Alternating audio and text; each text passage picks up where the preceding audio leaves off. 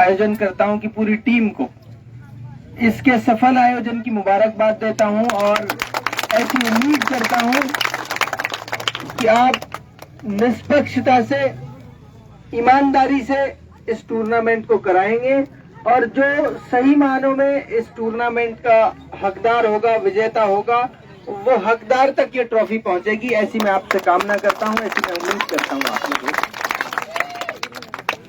गांव की समस्त सरदारी, मेरे नौजवान साथी और प्यारे प्यारे बच्चे, जिन मोहब्बतों से आप सब मुझे हमेशा से, जब भी मैं आया गांव, जब भी मुझे हर बार ऐसा लगा कि हर बार मुझे और कई गुना ज्यादा मोहब्बतें गांव से मिली।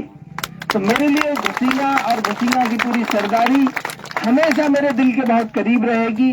मैं चाहूंगा कि पूरे जीवन भर कभी मुझे मौका मिले तो मैं, अभी तो ये बच्चे मुझसे मोहब्बत का इजहार करते हैं, कभी मुझे मौका मिले तो मैं इन बच्चों के आने वाले कल के लिए, इनके मुस्तकबिल के लिए मैं दिखाऊं कि मैं इनसे कितनी मोहब्बत करता हूं। ऐसा दिन ऊपर वाला कभी लेकर आए। मेरी जितनी हैसियत औकात है, मैं उस सब के साथ पूरी ताकत से, पूरी ईमानदारी से आपके बच्चों के लिए, आपके इलाके के लिए, हम सब के बच्चों के लिए, हम सब के अजीज ब्रज और मेवात की इस धरती के लिए हम सब मिलजुल कर काम करेंगे, ऐसी मैं उम्मीद करता हूं। खेल बेसिकली हमारे दौर में गिल्ली डंडा का खेल ज्यादा हुआ करा और हमने बल्कि क्रिकेट भी बहुत खेला, लेकिन इस सब के साथ साथ उस जमाने में गिल्ली डंडा बहुत फेमस गेम हुआ करता था। और एक होता था जिसको टांग के नीचे से निकाल के फेंकते थे और कीकर पे चढ़ जाते थे, वो खेल भी हमने खेला है। बाबा और हाँ, किलाई डंडा, वो खेल भी हमने बहुत खेला है। और कई बार पेड़ से गिर भी जाते थे तो बच्चा उठ के भाग जाता था। तो आजकल तो बच्चे शायद पेड़ पे चढ़ने के आदी भी नहीं रहे, तो हमने कई तरह के खेल खेले।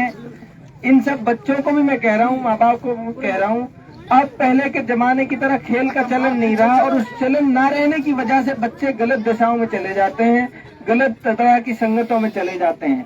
जब खेल समाज का हिस्सा रहेगा, बच्चों की परवरिश का हिस्सा रहेगा, तो मुझे उम्मीद है बच्चों का फिजिकल ग्रोथ भी होगी, शारीरिक रूप से भी बच्चे बहुत हट्टे कट्टे और मजबूत रहेंगे और बच्चे गलत तरह की संगतियों में जाने से भी रुकेंगे।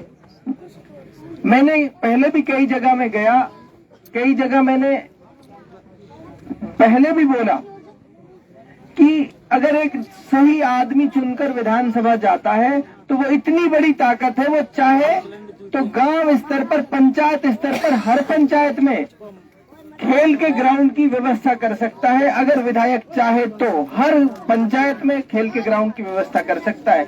और हमारे बच्चों के पास अगर कोई अच्छा खेल ग्राउंड हो तो मैं उम्मीद करता हूं इस इलाके से एक बेहतरीन ऐसी प्रतिभाएं हमारे इलाके में मौजूद हैं।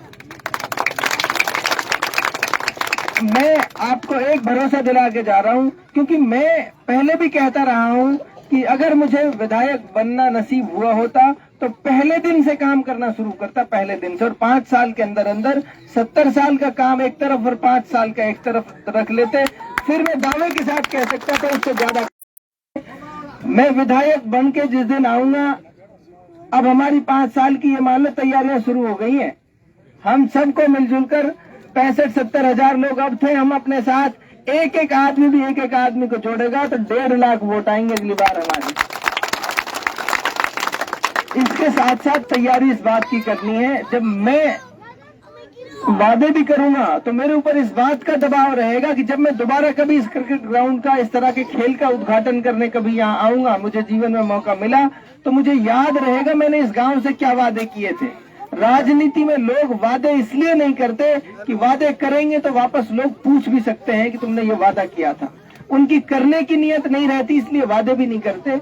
मैं आपसे वादा करके जा रहा हूँ, विधायक बनकर जब किसी दिन फिर इस तरह के खेल का उद्घाटन करने आऊंगा तो उस दिन करने आऊंगा जिस दिन इस गांव को मैं खेल का ग्राउंड अलॉट करा दूंगा, उस दिन मैं खेल का उद्घाटन करना वादा कर रहा हूँ। पंचायत स्तर पर अगर हर पंचायत स्तर पर खेल का मैदान, खेल का स्टेडियम अगर हमने नहीं बनवाया तो फिर हमारी कोई काबिलियत नहीं है, फिर कोई भी विधायक बन जाता। आपसे वादा करके जा रहा हूँ, पहली कलम से जिस दिन बन के आया उस दिन घोषणा कर जाऊंगा, 1 साल के अंदर अंदर घुसिंगा का गांव में खेल का पंचायत स्तर का स्टेडियम बनाने का मैं काम करूंगा, ये वादा करके जा रहा हूं। जहां जहां मेरी जरूरत पड़ेगी, जहां जहां जरूरत महसूस हो, साथियों को पढ़ाई लिखाई से संबंधित किसी माँ बाप को, किसी नौजवान को, किसी साथी को मेरी जरूरत महसूस हो कि मैं पढ़ना चाहता हूं, अगर किसी के पास रिसोर्सेज नहीं है, किसी के पास पैसे की कोई कमी है, किसी के पास गाइडेंस की कोई कमी है, मैं 24 घंटे उपलब्ध हूं उन बच्चों के लिए। 24 घंटे आप निश्चिंत हो जाएं, न पैसे की वजह से किसी बच्चे की पढ़ाई रुकने देंगे, न व्यवस्थाओं की गाइडेंस की वजह से किसी बच्चे की पढ़ाई रुकने देंगे। और मैं तो सिर्फ एक बात कह के जा रहा हूं आपसे, मेरी सिर्फ एक बात कह के जा रहा हूं कि सिर्फ और सिर्फ पढ़ाई, तालीम ही एक ऐसा रास्ता है जो हमें और हमारे इस इलाके को इस गर्दिश से निकाल सकता है, इस पिछड़ेपन से निकाल सकता है। सिर्फ एक रास्ता है। आप सब इस आपसे अहद कर ले, मेरी जहां जहां भी जरूरत रहेगी मैं 24 घंटे आपके लिए खड़ा मिलूंगा, 24 घंटे आपके साथ संघर्ष करता मिलूंगा। एक बात और आपसे कह के जा रहा हूं, सत्ता बदलती है, बहुत तरह की चीजों का सामना करना पड़ता है। किसी भी डर आपके मन में हो, उस डर को निकाल दीजिए। आपके लिए, आपके अधिकारों की रक्षा के लिए 24 घंटे में सड़क पर लड़ता मिलूंगा आपको। 24 घंटे कोई आदमी ये संकोच ना रखे मन में कि हमारा तो विधायक नहीं है, हमारा नेता नहीं है। आपने मुझे वोट दिया है, आपने मुझे वो ताकत दे दी कि मैं आपकी लड़ाई लड़ सकूं। का दोगुना व्यवहार इलाके के किसी आदमी के साथ होने नहीं देंगे।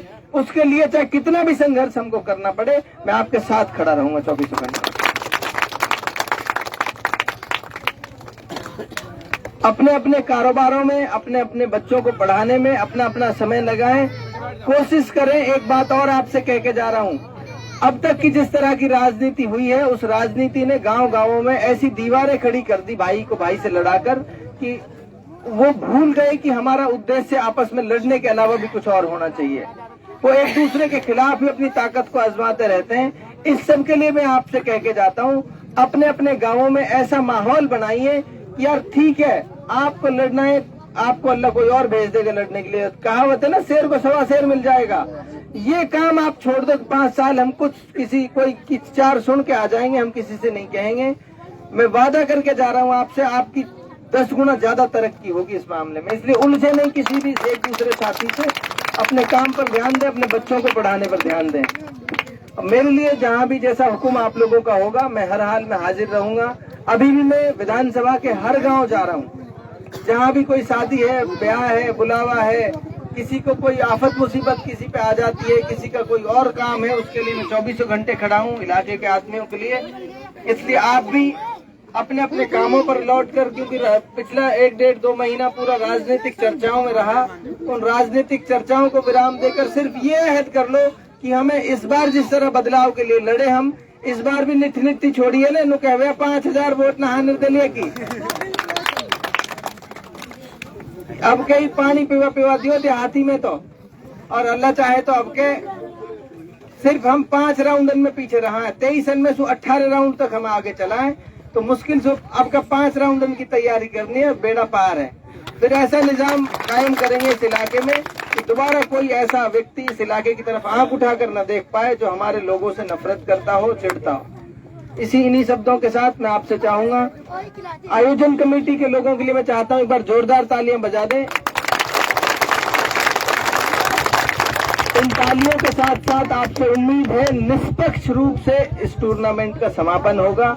मेरे लिए जो हुक्म होगा आप लोगों का, मैं भी 24 घंटे आपके लिए हाजिर रहूंगा जैसी भी जरूरतें हैं।